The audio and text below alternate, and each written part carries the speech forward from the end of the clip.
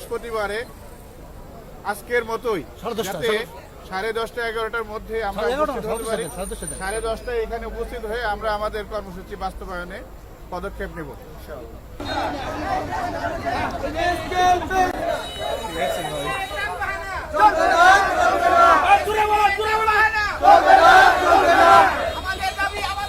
মানতে হবে, মানতে হবে।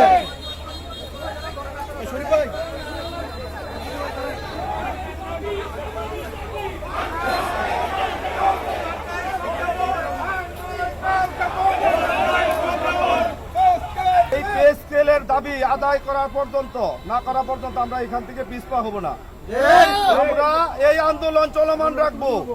সরকারকে আমরা বুঝিয়ে দিতে চাই, আমরা সরকারি কর্মকর্তা কর্মচারী যারা আছি, আমাদের পরিশ্রমের ফসল এই সরকার। আমরা পরিশ্রম করি কারণেই আজকে এই সরকার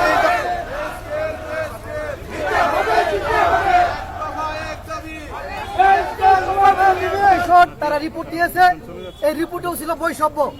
আমরা চাইছিলাম একটা বৈষম্যহীন, বৈষম্য মুক্ত একটা পে স্কেল ঘোষণা করার জন্য, কিন্তু তারপরেও সরকার বাহাদুর তারা একটা পে কমিশন গঠন করছে, রিপোর্ট জমা দিয়েছে। বৈষম্য যুক্ত একটা কমিশন করতে হবে। সামনে নির্বাচন, আমরা প্রজাতন্ত্রের কর্মচারী কর্মকর্তা বৃন্দ নির্বাচনকে বয়কট করতে চাই না, কিন্তু এখন বক্তৃতা বিবৃতিতে আমরা বলতে বাধ্য যে নির্বাচনের আগে আমাদের এই পে স্কেল ঘোষণা করতে হবে, অবিলম্বে যেন কার্যকর হয়। নির্বাচনের আগে আমাদের এই আন্দোলনকে এত বেগবান করতে হবে যে দিতে যেন বাধ্য হয়। ঠিক আছে,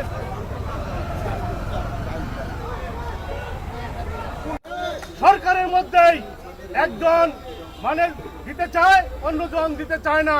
অর্থাৎ আমরা বলেছি একটি নাটকের মধ্যে আমরা সেই নাটক চাই। পে স্কেল অবিলম্বে কার্যকর করতে হবে।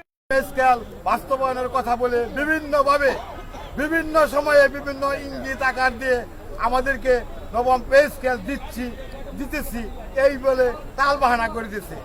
অতি সত্বর নবম পে স্কেল বাস্তবায়ন করে আমাদের এই অসহায় কর্মচারী বিন্দুদেরকে সুষ্ঠুভাবে আমাদের পরিবার এবং আমাদের সন্তানদেরকে নিয়ে শান্তিতে থাকার একটি